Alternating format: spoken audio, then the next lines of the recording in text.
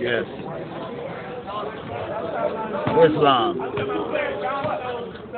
I'm going to bring to you today a few things uh,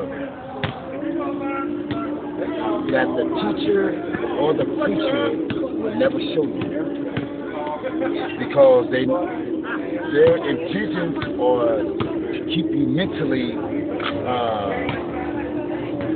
confined to a social system is to keep you to a certain level of thinking and a degree of thinking. So I'm going to broaden your thinking to another degree of level of education where you won't receive nowhere else unless you go to the Moortown Temple of America or unless you run into brothers like me. Now listen to this. We're going to talk about right now 1724 Christian black codes. Now, there are 54 black codes. Remember, listen to this was being said. 1724 Christian black codes. I'm only going to read to you a few of them, but you need to go to the computer, download it, and read it for yourself. So that way you got to believe me. Maybe if you read it, maybe you'll believe yourself. You know, it's hard to believe, but you need to see this. Now, we're going to go with, I'm just going to read to you right now Article 2. It says, make it important or imperative on masters to import religious instruction to the slaves. Number 4, Negroes placed under the direction of supervision of any other person than the Catholic are liable to confiscation. Article 5, Sundays and holidays or holy days, so-called, are to be strictly observed. All Negroes found at work these days are to be subjugated to confiscation. Article 12.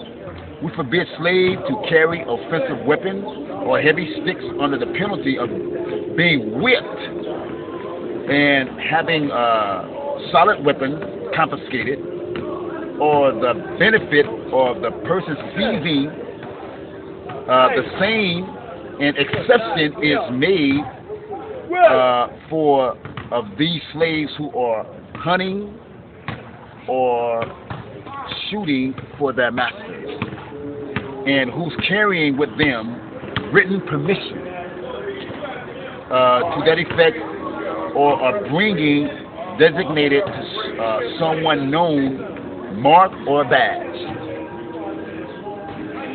We're going to go to 15. We forbid Negroes to sell any commodity, provision, or produce of any kind without the written permission of the master, or without wearing the known marks or badges. And any person purchasing anything, continue, from Negroes or in violation of this article shall be sentenced to pay a fine of 1,500 livres. 2 more articles I'm going to get to you. Article 22. We declare that the slaves have no right to any kind of property, but that all that they acquire either by their own industry or by the ability of others or by any means or title whatsoever shall be the full property of their master, and the children said slave their fortress, mothers, their kindreds, and others, relation, other free or slaves shall have no pretensions or claim to thereof, either through testimonies nor positions or donations entered. Big faith, which this positioning and donation we declared none and void, and also whatever promise they may have entered into by a person incapable of disposing of anything and or participating to any contracts. So that means telling you way back then you was under contract like you are today. You're still under contract. I'm going to give you a little bit of number 6, and we'll move forward from there. And this is just a little bit of 6. And of the children who shall be adjured to the hospitals of the locality, and the said slave shall be forever incapable of being set free. So in essence, what I'm saying to you, Negro, Black, Colored, African American, that's why even today, they tell you in order for you to have a gun, you need to have some type of license to have one. Or if you're working for the police or you're a master security guard, you need to have a badge or some type of license showing them that you work for your master. All right, and that you can never own house, land, nothing. You don't even own your own children under this condition as being in the status of Black, Negro, Colored, African American. That's why when you think you're buying a house, they always say you got to continue to pay taxes on that house for the government, because they're fraudulent government, they're frauds, they're criminals, they're organized criminals, stealing your money on your own land. And that's why you don't see us owning no land. They stole that. So you can never own nothing.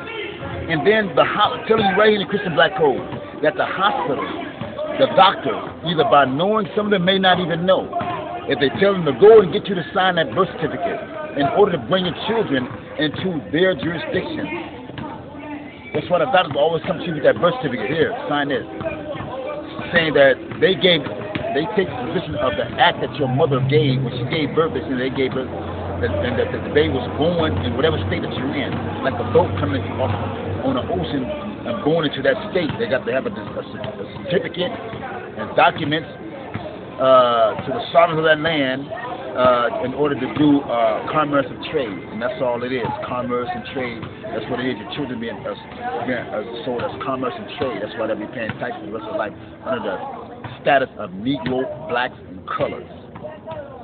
Smith, Jones, Brown, Paul, whatever it is you want to call yourself today. Your Christian property tells you right here.